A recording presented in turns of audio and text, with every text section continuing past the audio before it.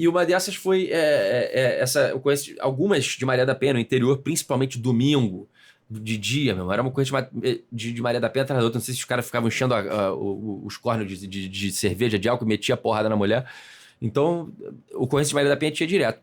E alguns casos destoavam, porque assim, a gente sabe, e eu atuando ali como numa delegacia que tratava de todo tipo de crime, inclusive de delito envolvendo a Lei 11.340, envolvendo ali Maria da Penha, na imensa maioria das vezes, 99% dos casos, a mulher realmente foi vítima de uma situação absolutamente constrangedora, absolutamente violenta. Ela tá sofrendo aquilo ali há meses, anos, e para ir na delegacia é um passo absolutamente difícil. É um ciclo da violência que ela não consegue se desgarrar, se desprender. É uma situação absolutamente delicada, por isso que eu tinha até bastante critério na hora de analisar essas ocorrências. Procurava destinar sempre uma servidora, uma mulher, para tratar com a vítima, enfim. Tratava com bastante atenção. Mas eu vivenciei umas 2, 3 vezes aquele tipo de atitude que descredibiliza o discurso que fortalece as mulheres, que é a mulher se utilizar da Maria da Penha para prejudicar o marido, o ex-marido. E numa dessas prisões, e numa dessas ocorrências, eu acabei prendendo inclusive a mulher do plantão. Não fica com raiva de mim não, você que está assistindo aí. Eu repito, 99% das vezes a prisão acontece do agressor. Porque realmente se constata em sede flagrancial que o cara agrediu a mulher. Ou ofendeu, ou injuriou. Agressão não é só física, não. Tem diversas formas de violência contra a mulher. Enfim, mas nesse caso específico, a mulher chegou lá contando aquela história de chorando e tal. Me jogou dentro do carro, fechou a porta em mim, do carro várias vezes na minha perna. E essa história ela já contou pro PM, e o PM chega logo depois do calor dos fatos ali e vê a mulher chorando e tal. Ele já fica tendente, obviamente, a acreditar na versão dela e tal. Sendo bem sincero, eu nem ia escutar o cara. Eu nem ia tirar ele da cela lá da delegacia. Eu falei, mas tá preso. A mulher já tava nítidos sinais ali de que tinha tomado porrada e tal. Aí tinha uma medida protetiva de afastamento do cara em relação a ela. Eu falei, o cara já tá no grampo, não vou soltar de jeito nenhum. Ouvi ela e tal, não sei o quê. Mas quando eu cheguei... Aí o que aconteceu? Eu falei, antes de liberar ela, o escrivão tava lá... Lá em Minas é escrivão ainda, aqui no Rio não tem essa diferenciação oficial de cartórios, inspetor e tal, os caras fazem a mesma função, mas lá em Minas tem essa divisão, tem o escrivão e tem o investigador. Eu falei, vai terminando de reduzir a termo o depoimento dela aí que eu vou lá na cela falar com o cara. Eu falei, pô, irmão, é o seguinte, tu tá preso, não adianta tu falar nada aqui, melhor pra você ficar em silêncio. Eu aconselho várias vezes o investigado. Falei, irmão, nessa situação é melhor tu ficar em silêncio. Porque se você for apresentar uma versão, provavelmente vai se complicar e não vai mudar nada na tua vida que tu tá preso. O cara ajoelhou na minha frente. Ajoelhou no chão, começou a chorar. Doutor, não sei mais o que eu faço. Essa mulher tá acabando com a minha vida. Várias e várias vezes ela inventa situações. Essa medida protetiva aí ela foi na minha casa e tal, porque eu tô namorando e ela não aceita meu novo relacionamento. A minha namorada tá grávida, o cacete, não sei. Então, ele contou uma história com uma veracidade ali que me balançou, meu. Eu falei, cara, tô achando que esse cara... Porque o bom do plantão, não. O plantão tem muito disso, de você sentir a narrativa da temperatura do momento, ali da coisa. Aí eu falei, cara, e agora? Aí voltei pra falar com a mulher. Falei, vem cá, que história é essa dele com namorada aí, nova e tal? Você tava com ciúmes, aí brigou com ele. Só perguntei assim, mas... Aí ela, não é namorada não. Fez assim, mó cara de maluca, regalou o olhão. Não é namorada dele não. Aí eu, falei, ferrou, meu. Falei, tô achando... Aí que eu mandei a equipe, fui lá no cara de novo, falei, irmão, tem câmera na tua casa lá? Tem. E ele tava todo rasgado mesmo, com a camisa rasgada e tal. Eu tava saindo de casa, ela jogou o carro em cima da gente, desceu, saiu dando porrada em mim, minha namorada correu. Tô todo olhado, não bati nela e tal. Falei, vai no local lá.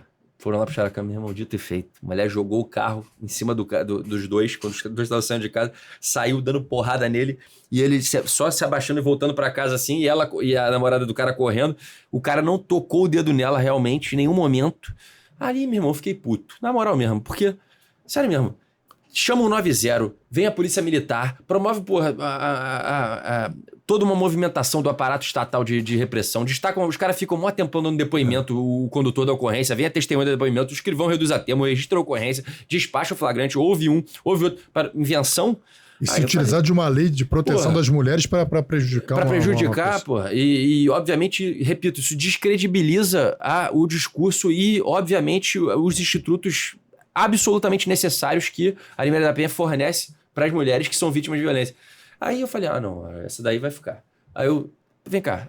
Aí dei uma pressão nela ali, ela falou, não, eu realmente não aceito o relacionamento dele, e não sei o que, começou a entregar tudo. Aí o escrivão, só para ele que nesse momento deseja se retratar de tudo que narrou até o momento, que inventou, né? Assina aqui, por favor. Presa, denunciação caluniosa. Vai pra cela. Com todo respeito, a gente não é obrigado a sacanagem. movimentar o aparato. Porque naturalmente, Vitor, assim, naturalmente, não tem como você evitar. No dia seguinte, aparece uma mulher dizendo apanho do marido, você... É isso. Conta direito isso aí. É exatamente Aí isso. esse conta direito isso aí já faz a mulher se sentir mega agredida. Porra, conta direito isso aí pra tu não tá acreditando em mim. Mas, porra, ontem eu passei por uma situação dessa que eu quase... Pô, porque você foi... Talvez tu foi dar o cara até dar uma chamada no cara, assim, pra ver. Pô, deixa eu olhar pra cara desse... Foi isso. Esse mané aí, da cela, pô. Eu ia falar com ele ali mesmo, ia levar o termo pra assinar. Se ele quisesse sair pra falar, pô, claro, senta aí e fala. Aconteceu isso comigo. Eu já chefiei uma delegacia de atendimento especial, mulher, a DEAN, em que a menina chegou ao balcão da delegacia e falou: eu fui agredida pelo meu ex-companheiro, o pai do meu filho.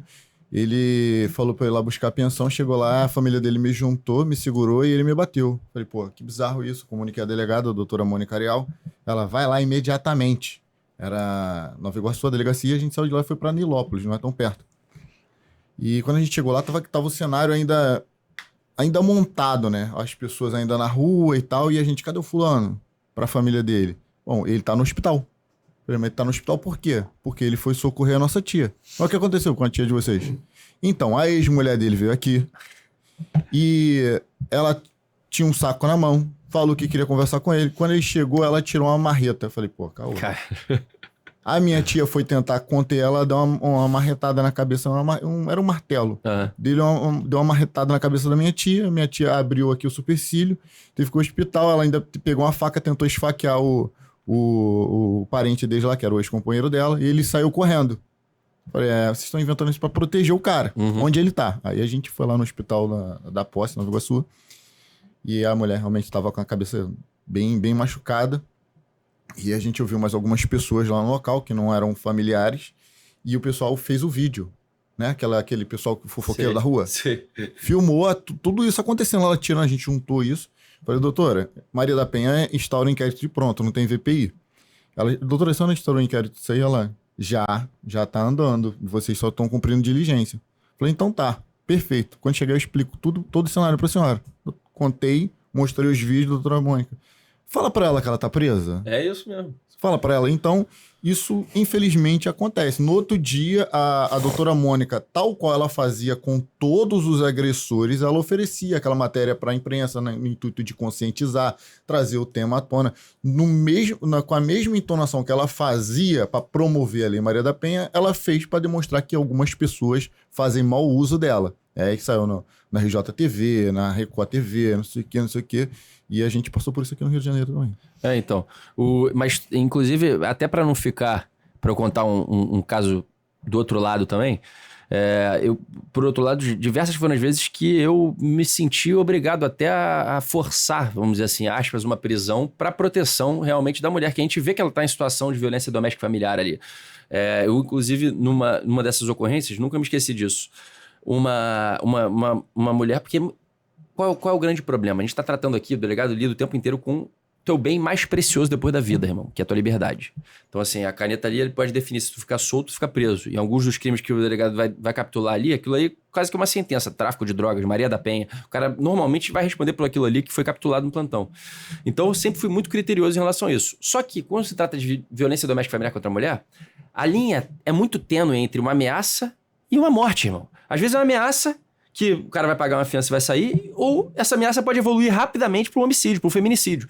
Então, muitas vezes, eu tive esse cuidado. E essa foi uma situação que a mulher foi ameaçada, ela não foi xingada, ela não foi agredida, nem nada disso. Ela foi ameaçada de morte pelo marido, uma situação de violência doméstica familiar contra a mulher.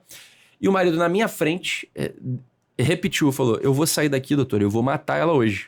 Eu vou matar ela hoje. Ele botou isso no termo e assinou. Como é que eu vou liberar um cara desse que afirma na frente do delegado de polícia que vai matar a mulher em casa? Então, assim, qual foi o grande entrave ali pra mim? O cara era primário de bons antecedentes. Em tese, não caberia prisão preventiva pra ele. E é aquela história que a gente conversa. Vou arbitrar a fiança, autônoma pro cara não pagar. Isso é a coisa mais atécnica possível a se fazer. A fiança ela é arbitrada pra ser paga. Isso aí muitos delegados, muitos colegas, inclusive, cometem essa atecnia. Quando arbitrar a fiança, é para ela ser paga. Se uma fiança foi arbitrada, é porque ela é paga. A fiança é uma medida cautelar diversa da prisão preventiva. Ela só entra quando a prisão preventiva não está presente. Se estiverem presentes os requisitos da prisão preventiva, requisitos, pressupostos e circunstâncias da preventiva, não se arbitra a fiança e pede-se a preventiva, representa-se pela preventiva. Então, quando o delegado entende que, no caso, o indivíduo tem que ficar preso, ele não arbitra a fiança e representa pela conversão do flagrante em preventiva. Qual o problema? A preventiva tem requisitos, tem pressupostos que, se não estiverem presentes, e alguns deles são previstos no 313 do Código de Processo Penal, pena máxima superior a 4 anos, reincidência em crime doloso, o indivíduo tem que preencher esses requisitos. No caso, ele não preenchia, porque era ameaça, pena máxima 6 meses. Não era reincidente em crime doloso. Enfim, ele não trazia ali algum requisito para proteger a preventiva. E aí que a gente fala que força, entre aspas, algumas situações para prender. Não é força, é como o direito permite muitos debates, muitas correntes doutrinárias, há uma corrente que entende que a preventiva, fruto do flagrante convertido, ou seja, aquela que não está em casa, vai prender o cara na preventiva. O juiz genuinamente decreta uma prisão de alguém, tu vai na casa e prende ele. Não, o cara foi preso em flagrante. E agora vai ser convertido o flagrante dele em preventiva. Essa conversão não respeita o 313. Por quê? Porque o 313 é para prisão preventiva genuinamente decretada. Tanto que a conversão está no 310, que é no capítulo da prisão em flagrante. Então, eu utilizei essa doutrina de cunho ministerial para, naquele momento, não arbitrar a fiança, segregar, pedir a preventiva, foi convertido, o cara foi condenado. O cara ficou preso 3, 4 meses. Então, assim, a Lei Maria da Penha é um instituto importantíssimo na proteção da mulher em violência doméstica familiar. Agora, obviamente que esse tipo de situação que eu contei da denunciação caluniosa tem que ser reprimido. Tem que sofrer repressão adequada para frear esse tipo de situação. Para não descredibilizar o discurso que é absolutamente válido. E o cara que atropelou a mulher, né? Também você passou por uma Porra, essa situação. ocorrência foi horrorosa. Essa daí foi... O cara meteu... Não me lembro exatamente dos detalhes, mas assim, a mulher correndo na rua com fratura exposta, que ele já tinha atropelado ela uma vez. Ele deu o ré pra pegar ela de novo, aí quebrou a perna dela. Ela com a fratura exposta, correndo na rua, ele foi e jogou o carro de novo em cima dela. Obviamente o cara foi autuado na tentativa de feminicídio, porque ela não chegou a morrer.